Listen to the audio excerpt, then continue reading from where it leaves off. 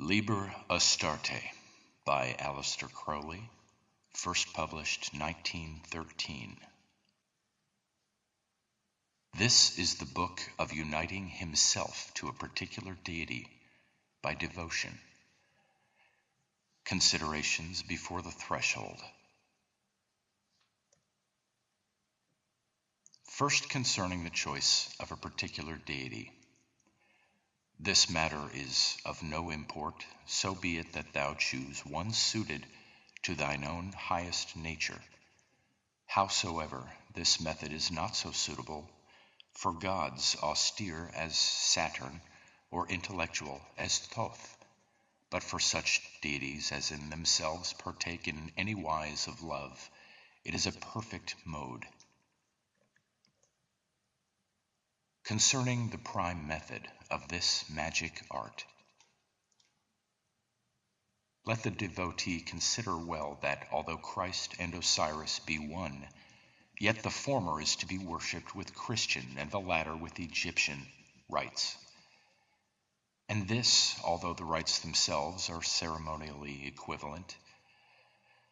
There should, however, be one symbol declaring the transcending of such limitations, and with regard to the deity also, there should be some one affirmation of his identity, both with all other similar gods of all other nations, and with the supreme, of whom all are but partial reflections. Concerning the chief place of devotion. This is the heart of the devotee, and should be symbolically represented by that room or spot which he loves best. And the dearest spot therein shall be the shrine of his temple. It is most convenient if this shrine and altar should be sequestered in woods or in a private grove or garden, but let it be protected from the profane.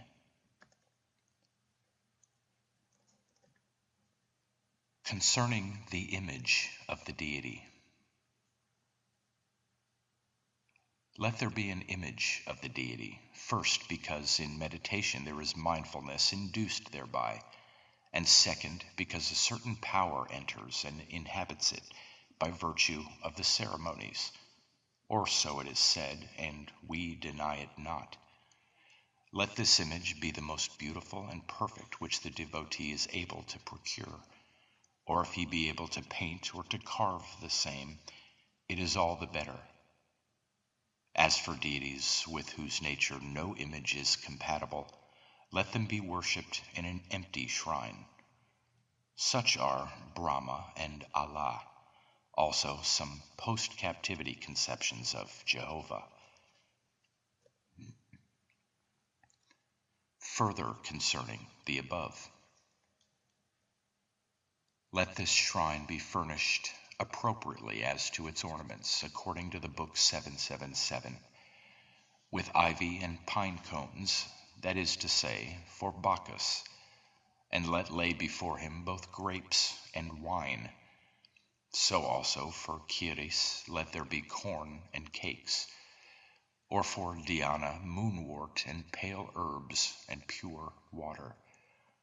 Further, it is well to support the shrine with talismans of the planets, signs, and elements appropriate.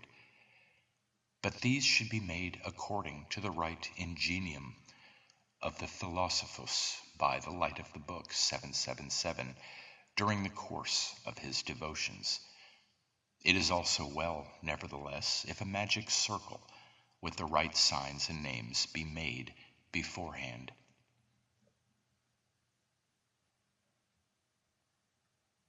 Concerning the ceremonies.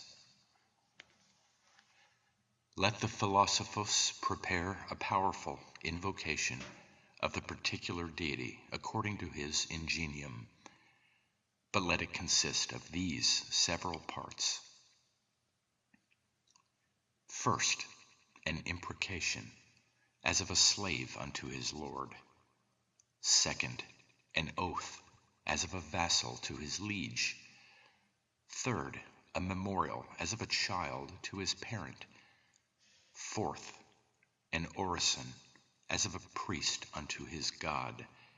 Fifth, a colloquy, as of a brother with his brother.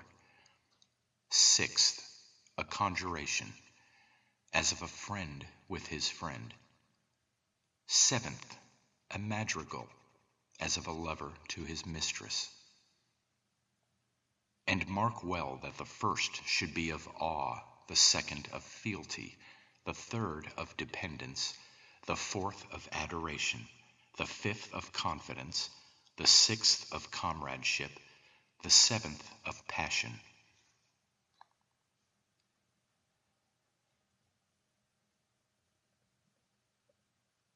Further concerning the ceremonies. Let then this invocation be the principal part of an ordered ceremony, and in this ceremony let the philosophos in no wise neglect the service of a menial. Let him sweep and garnish the place, sprinkling it with water or with wine, as is appropriate to the particular deity, and consecrating it with oil and with such ritual as may seem him best, and let all be done with intensity and minuteness.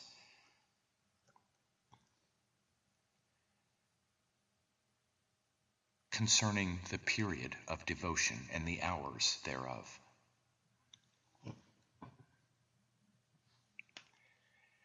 Let a fixed period be set for the worship, and it is said that the least time is 9 days by 7, and the greatest 7 years by 9.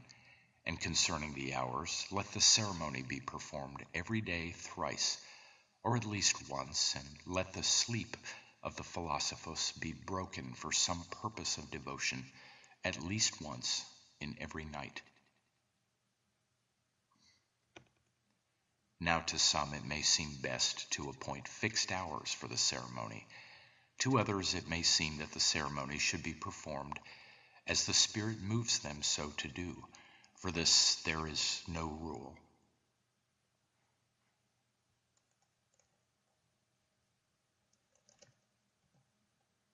Concerning the robes and the instruments.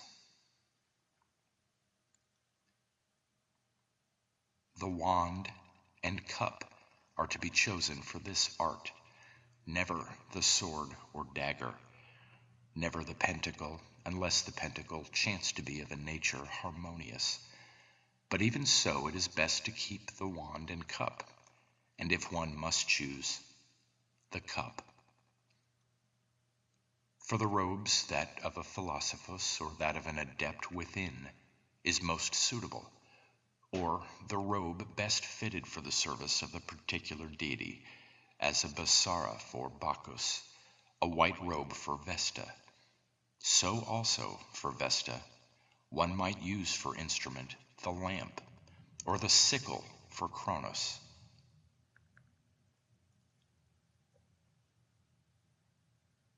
Concerning the incense and libations. The incense should follow the nature of the particular deity, as mastic for Mercury, dittany for Persephone. Also the libations as a decoction of nightshade for Melancholia, or of Indian hemp for Uranus.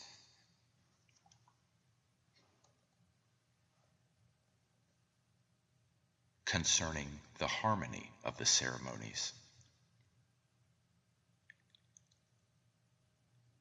Let all these things be rightly considered, and at length in language of the utmost beauty at the command of the philosophos, accompanied, if he have skill, by music, and interwoven, if the particular deity be jocund, with dancing, and all being carefully prepared and rehearsed, let it be practiced daily until it be wholly rhythmical with his aspiration, and, as it were, a part of his being.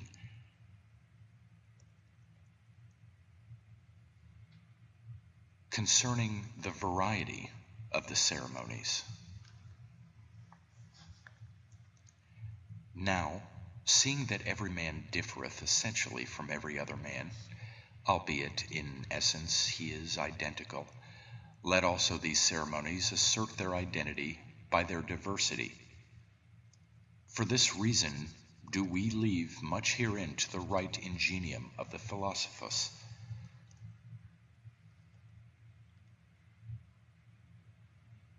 Concerning the life of the devotee.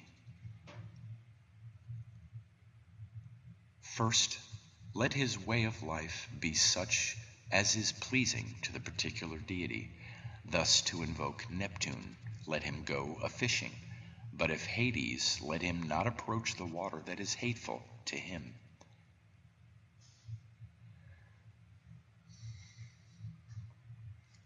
Further, concerning the life of the devotee. Let him cut away from his life any act, word, or thought that is hateful to the particular deity, as unchastity in the case of Artemis, evasions in the case of Ares.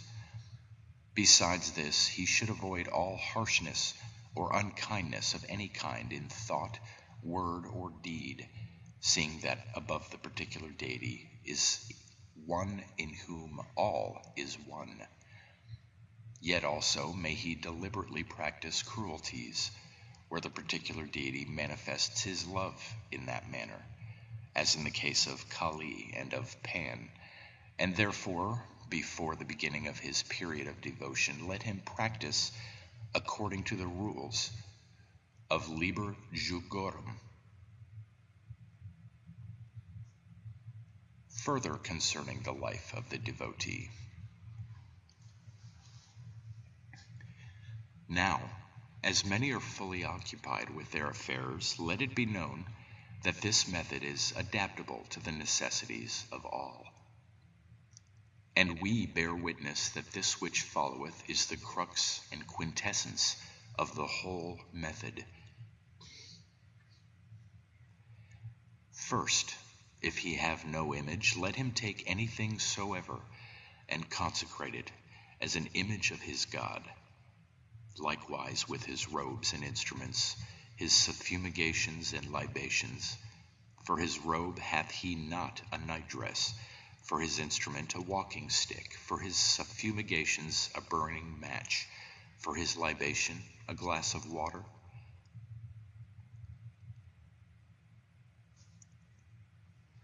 But let him consecrate each thing that he useth to the service of that particular deity, and not profane the same to any other use.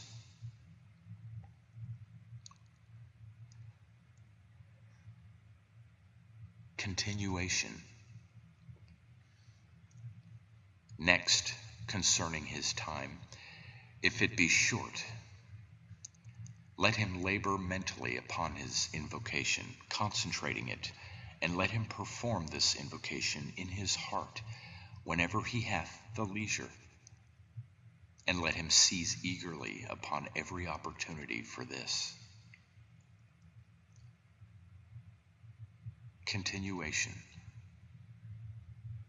Third, even if he have leisure in preparation, let him seek ever to bring inward the symbols, so that even in his well-ordered shrine, the whole ceremony revolve inwardly in his heart, that is to say, in the temple of his body, of which the outer temple is but an image. For in the brain is the shrine, and there is no image therein, and the breath of man is the incense and the libation. Continuation. Further concerning occupation, let the devotee transmute within the alembic of his heart every thought or word or act into the spiritual gold of his devotion. As thus, eating, let him say, I eat this food in gratitude to my deity that hath sent it to me, in order to gain strength for my devotion to him. Or, sleeping, let him say, I lie down to sleep, giving thanks for this blessing from my deity, in order that I may be refreshed for new devotion to him. Or, reading, let him say, I read this book that I may study the nature of my deity, that further knowledge of him may inspire me with deeper devotion to him. Or, working, let him say, I drive my spade into the earth that fresh flowers, fruit, or whatnot, may spring up to his glory, and that I, purified by toil, may give better devotion to him. Or, whatever it may be that he is doing, let him reason it out in his mind, drawing it through circumstance and circumstance to that one end and conclusion of the matter, and let him not perform the act until he hath done this. As it is written, Liber 7, every breath, every word, every thought is an act of love with thee. The beat of my heart is the pendulum of love. The songs of me are the soft sighs.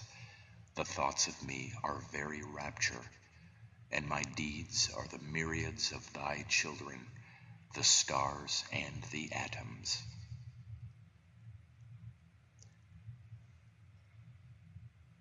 And remember well that if thou wert in truth a lover, all this wouldst thou do of thine own nature without the slightest flaw or failure in the minutest part thereof.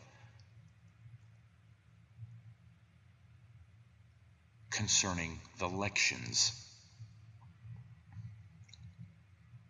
let the Philosophus read solely in his copies of the holy books of Thelema during the whole period of his devotion. But if he weary, let him read books which have no part whatever in love as for recreation. But let him copy out each verse of Thelema which bears upon this matter, and ponder them, and comment thereupon. For therein is a wisdom and a magic too deep to utter in any other wise.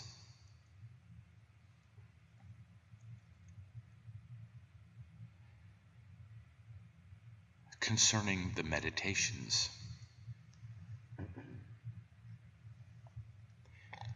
herein is the most potent method of attaining unto the end, for him who is thoroughly prepared, being purified by the practice of the transmutation of deed into devotation, and consecrated by the right performance of the holy ceremonies.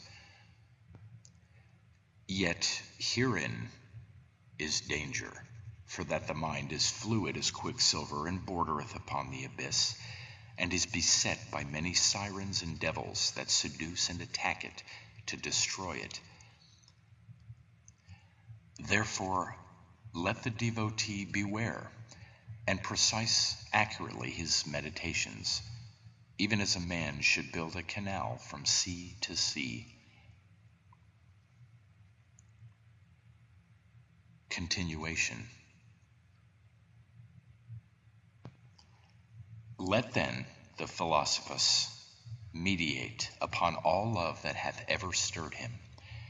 There is the love of David and of Jonathan, and the love of Abraham and Isaac, and the love of Lear and Cordelia, and the love of Damon and Pythias, and the love of Sappho and Atthis, and the love of Romeo and Juliet, and the love of Dante and Beatrice, and the love of Paolo and Francesca, and the love of Caesar and Lucrezia Borgia, and the love of Aucassin and Nicolette, and the love of Daphnis and Chloe, the love of Cornelia and Caius Gracchus, and the love of Bacchus and Ariadne, and the love of Cupid and Psyche, and the love of Endymion and Artemis, and the love of Demeter and Persephone, and the love of Venus and Adonis, and the love of Lakshmi and Vishnu, and the love of Shiva and Bhavani, and the love of Buddha and Ananda, and the love of Jesus and John, and many more. Also, there is the love of many saints for their particular deity, as of Saint Francis of Assisi for Christ, of Sri Sabapati Swami for Mahesvara, of Abdullah Haji Shirazi for Allah, of Saint Ignatius Loyola for Mary, and many more. Now do thou take one such story every night, and enact it in thy mind, grasping each identity with infinite care and zest, and do thou figure thyself as one of the lovers, and thy deity as the other. Thus do thou pass through all adventures of love, not omitting one, and to each do thou conclude, how pale a reflection is this of my love for this deity. Yet from each shalt thou draw some knowledge of love, some intimacy with love, that shall aid thee to perfect thy love. Thus learn the humility of love from one, its obedience from another, its intensity from a third, its purity from a fourth, its peace from yet a fifth. So then thy love being made perfect, it shall be worthy of that perfect love of his.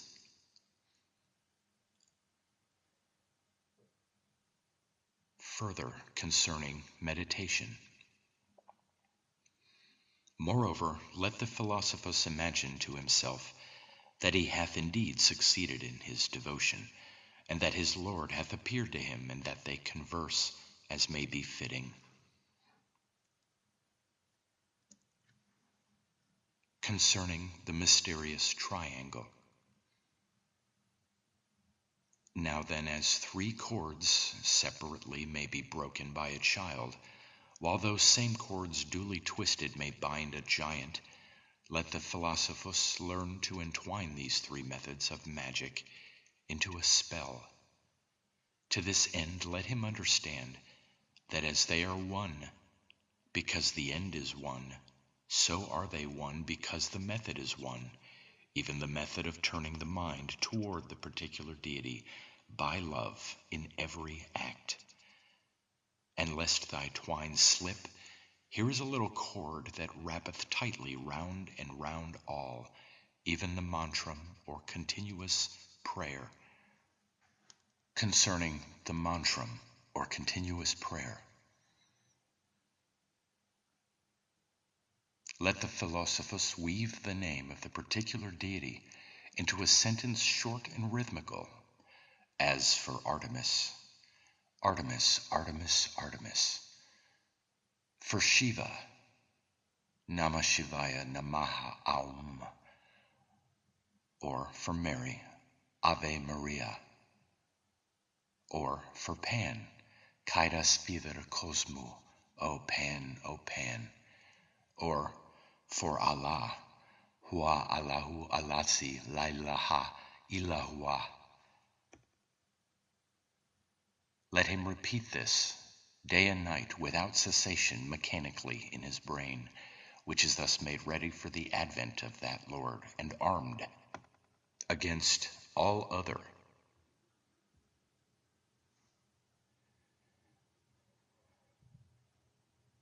Concerning the active and the passive. Let the philosophus change from the active love of his particular deity to a state of passive awaiting, even almost a repulsion. The repulsion not of distaste, but of a sublime modesty. As it is written, I have called unto thee, and I have journeyed unto thee, and it availed me not. I waited patiently, and thou wast with me from the beginning.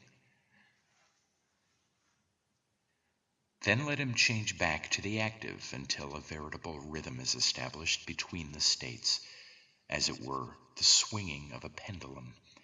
But let him reflect that a vast intelligence is required for this, for he must stand, as it were, almost without himself to watch those phases of himself.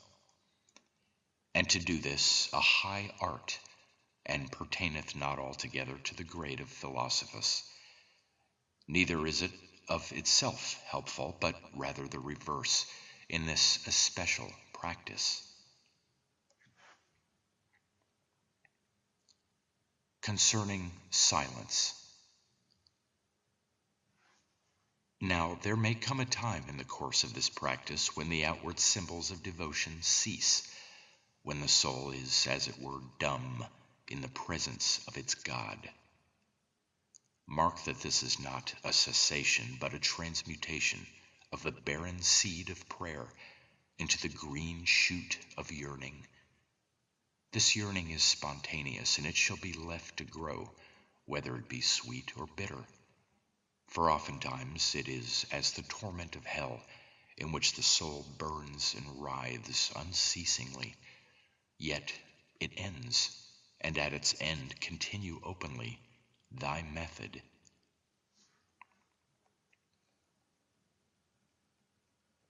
Concerning dryness. Another state wherein at times the soul may fall is this dark night. And this is indeed purifying in such depths that the soul cannot fathom it. It is less like pain than like death, but it is the necessary death that comes before the rising of a body glorified. This state must be endured with fortitude, and no means of alleviating it may be employed. It may be broken up by the breaking up of the whole method, and a return to the world without.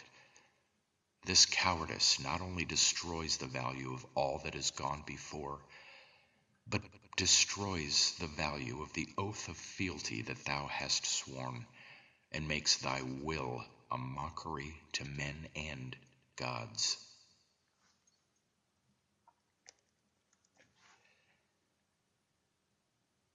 Concerning the deceptions of the devil.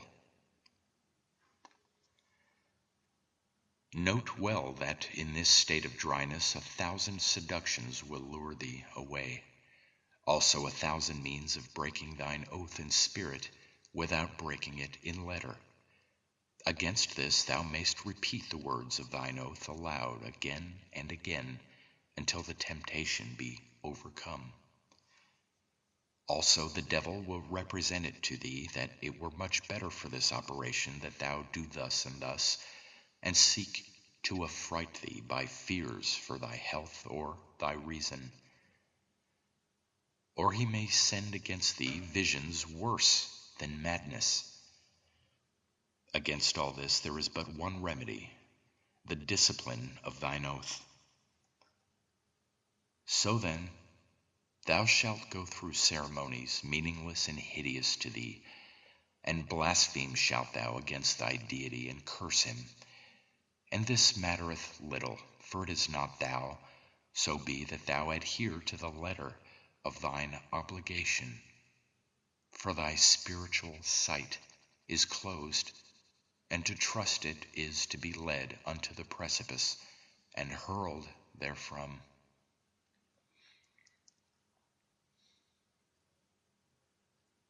Further of this matter.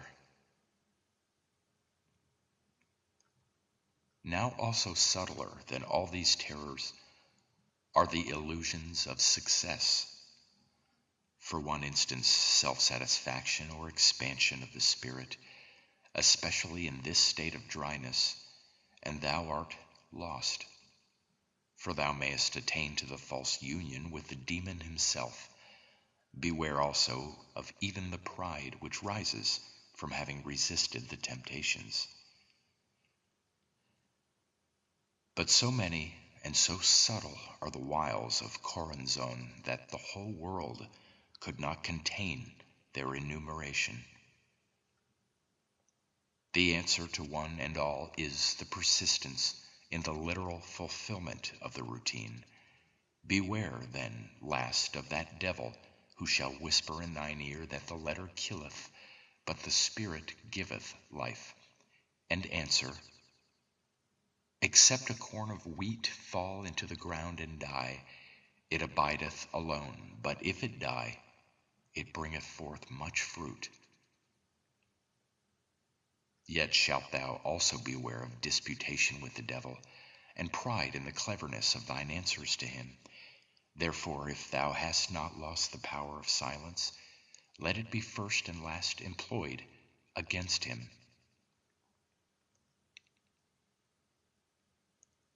Concerning the inflaming of the heart.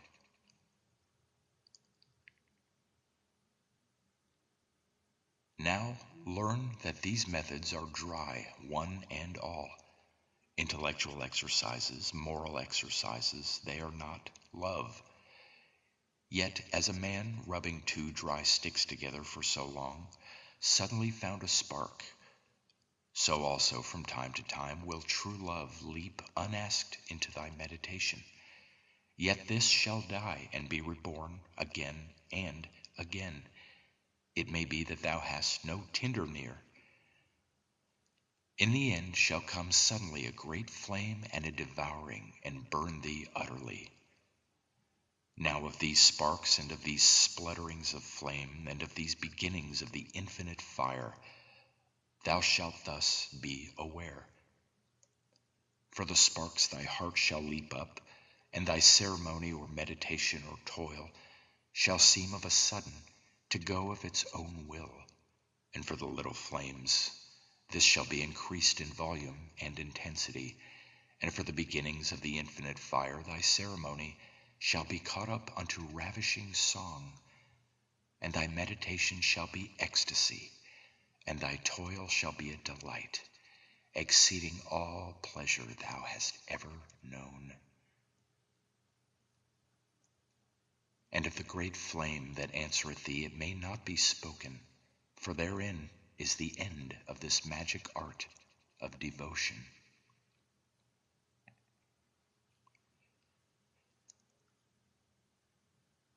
Considerations with regard to the use of symbols.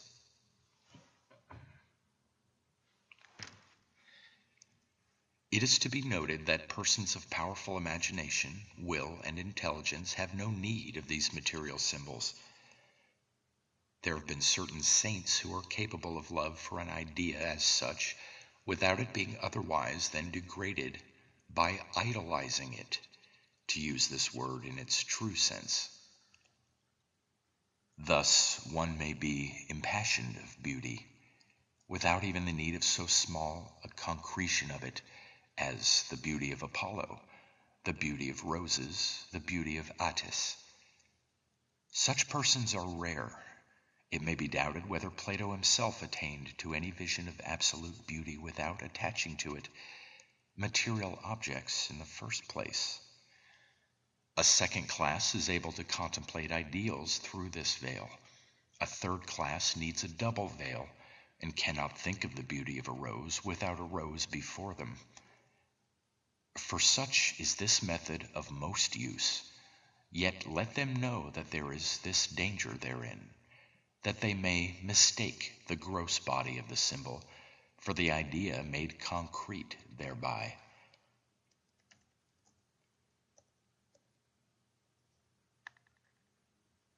Considerations of further danger to those not purged of material thought.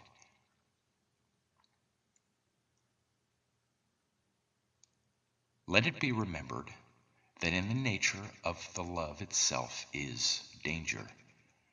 The lust of the satyr for the nymph is indeed of the same nature as the affinity of quicklime for water on the one hand, and of the love of Ab for Amma on the other. So also is the triad Osiris, Isis, Horus, like that of a horse, mare, foal, and of red, blue, purple. This is the foundation of correspondences. But it were false to say Horus is a foal or Horus is purple. One may say Horus resembles a foal in this respect, that he is the offspring of two complementary beings.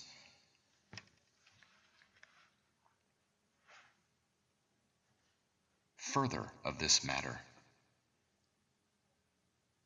so also many have said truly that all is one, and falsely that since earth is that one, and ocean is that one, therefore earth is ocean. Unto him good is illusion, and evil is illusion, therefore good is evil. By this fallacy of logic are many men destroyed. Moreover, there are those who take the image for the God, as who should say, my heart is in Tifereth, and an adeptus is in Tifereth, and I am therefore an adept. And in this practice the worst danger is this, that the love which is its weapon should fail in one of two ways. First, if the love lack any quality of love, so long is it not ideal love, for it is written of the perfected one, there is no member of my body which is not the member of some god. Therefore let not the philosophers despise any form of love, but harmonize all. As it is written, for perfection abideth not in the pinnacles or in the foundations, but in the ordered harmony of one with all. Second, if any part of this love exceed, there is disease therein, as in the love of Othello for Desdemona. Love's jealousy overcame love's tenderness. So may it be in this love of a particular deity. And this is more likely, since in this divine love no element may be omitted. It is by virtue of this completeness that no human love may in any way attain to more than to foreshadow a little part thereof.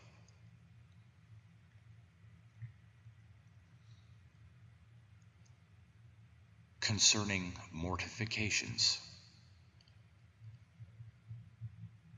these are not necessary to this method. On the contrary, they may destroy the concentration as counter-irritants to, and so alleviations of, the supreme mortification, which is the absence of the deity invoked. Yet, as in mortal love arises a distaste for food or a pleasure in things naturally painful, this perversion should be endured and allowed to take its course, yet not to the interference with natural bodily health, whereby the instrument of the soul might be impaired. And concerning sacrifices for love's sake, they are natural to this method and right. But concerning voluntary privations and tortures without use save as against the devotee, they are generally not natural to healthy natures and wrong, for they are selfish. To scourge one's self serves not one's master, yet to deny one's self bread that one's child may have cake is the act of a true mother.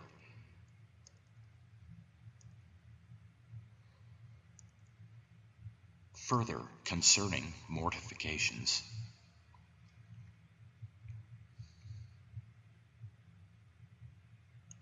if thy body on which thou ridest be so disobedient a beast that by no means will he travel in the desired direction, or if thy mind be balkish and eloquent as Balaam's fabled ass, then let the practice be abandoned. Let the shrine be covered in sackcloth, and do thou put on habits of lamentation, and abide alone. And do thou return most austerely to the practice of Liber jugorum, testing thyself by a standard higher than that hitherto accomplished, and punishing effractions with a heavier goad. Nor do thou return to thy devotion until that body and mind are tamed and trained to all manner of peaceable going.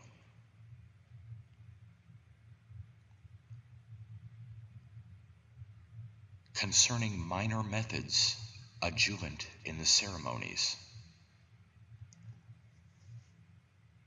rising on the plains, by this method mayst thou assist the imagination at the time of concluding thine invocation. Act as taught in Liber O by the light of Liber 777.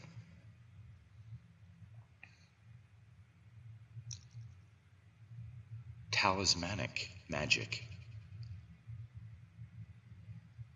Having made by thine ingenium a talisman or pentacle to represent the particular deity, and consecrated it with infinite love and care, do thou burn it ceremonially before the shrine, as if thereby giving up the shadow for the substance. But it is useless to do this unless thou do really in thine heart value the talisman beyond all else that thou hast. Rehearsal. It may assist if the traditional history of the particular deity be rehearsed before him. Perhaps this is best done in dramatic form.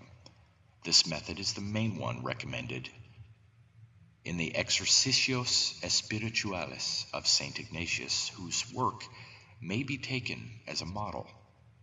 Let the philosophus work out the legend of his own particular deity, and apportioning days to events, live that life in imagination, exercising the five senses in turn as occasion arises. Duress. This method consists in cursing a deity recalcitrant, as threatening ceremonially to burn the blood of Osiris and to grind down his bones to powder. This method is altogether contrary to the spirit of love, unless the particular deity be himself savage and relentless, as Jehovah or Kali. In such a case, the desire to perform constraint and cursing may be the sign of the assimilation of the spirit of the devotee with that of his God, and so an advance to the union with him.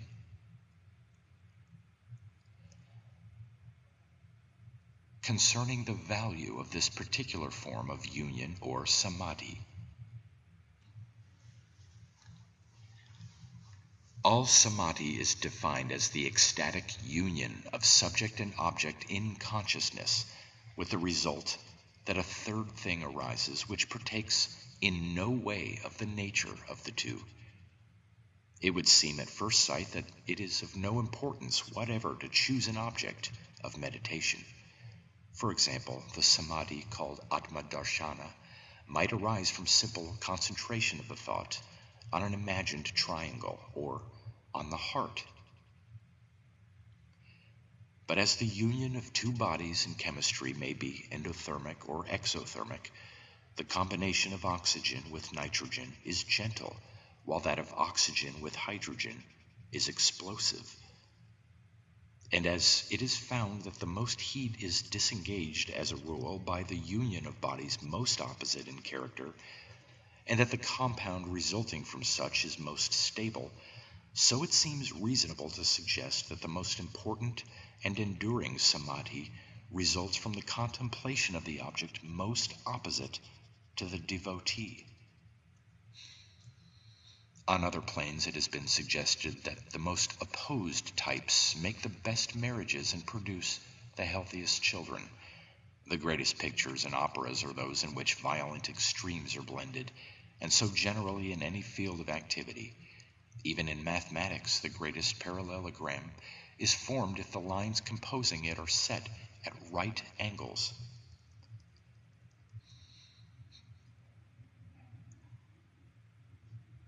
Conclusions from the foregoing. It may then be suggested to the philosophus that although his work will be harder, his reward will be greater if he choose a deity most remote from his own nature.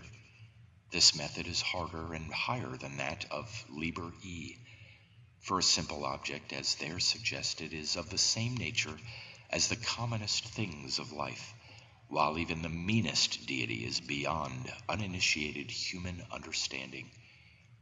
On the same plane, too, Venus is nearer to man than Aphrodite, Aphrodite than Isis, Isis than Babylon, Babylon than Nuit. Let him decide, therefore, according to his discretion on the one hand and his aspiration on the other, and let not one outrun his fellow.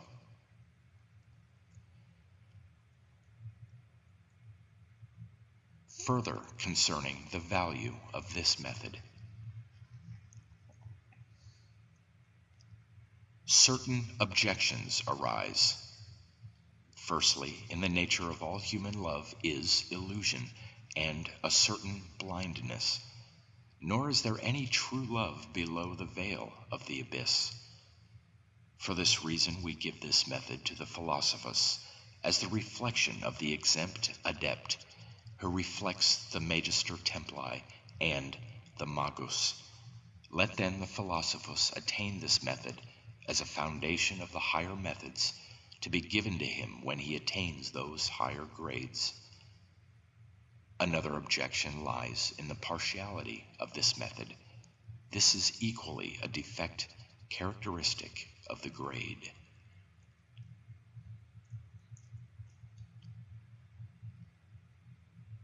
Concerning a notable danger of success.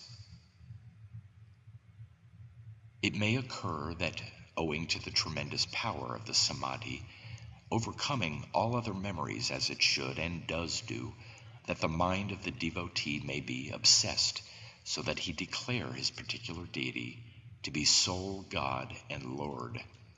This error has been the foundation of all dogmatic religions, and so the cause of more misery than all other errors combined. The philosophus is peculiarly liable to this because, from the nature of the method, he cannot remain skeptical. He must, for the time, believe in his particular deity. But let him consider that this belief is only a weapon in his hands, affirm sufficiently that his deity is but an emanation or reflection or eidolon of a being beyond him, as was said in paragraph 2.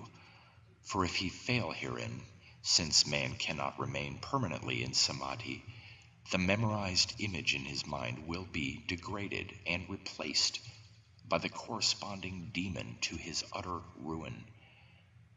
Therefore, after success, let him not delight overmuch in his deity, but rather busy himself with his other work, not permitting that which is but a step to become a goal. As it is written also, remember that philosophy is the equilibrium of him that is in the house of love.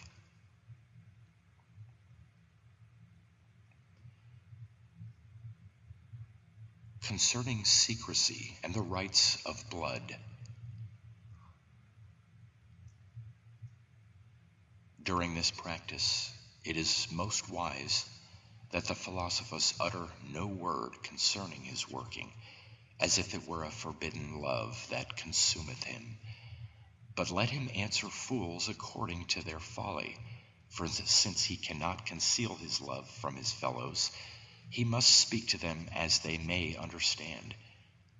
And as many deities demand sacrifice, one of men, another of cattle, a third of doves, let these sacrifices be replaced by the true sacrifices in thine own heart. Yet if thou must symbolize them outwardly for the hardness of thine heart, let thine own blood and no others be spilt before the altar. Nevertheless, forget not that this practice is dangerous and may cause the manifestation of evil things, hostile and malicious, to thy great hurt. Concerning a further sacrifice.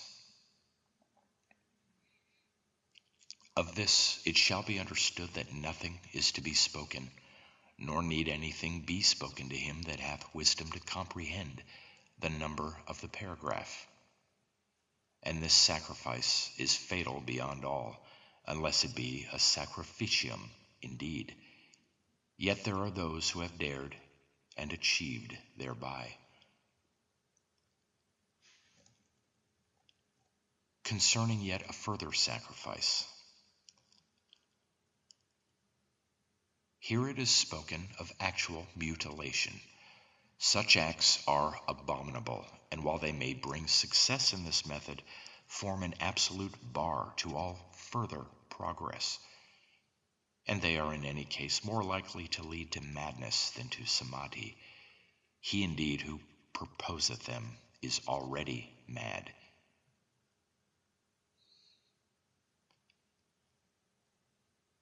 Concerning human affection.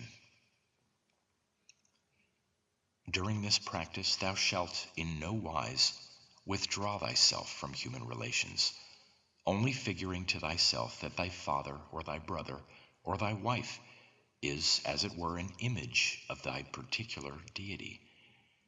Thus shall they gain and not lose by the working. Only in the case of thy wife this is difficult, since she is more to thee than all others, and in this case thou mayest act with temperance, lest her personality overcome and destroy that of the deity. Concerning the holy guardian angel, do thou in no wise confuse this invocation with that. The benediction.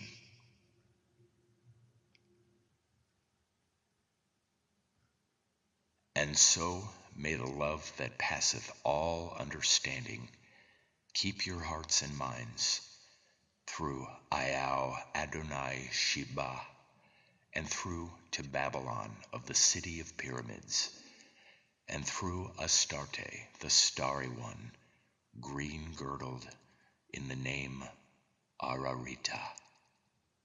Amun.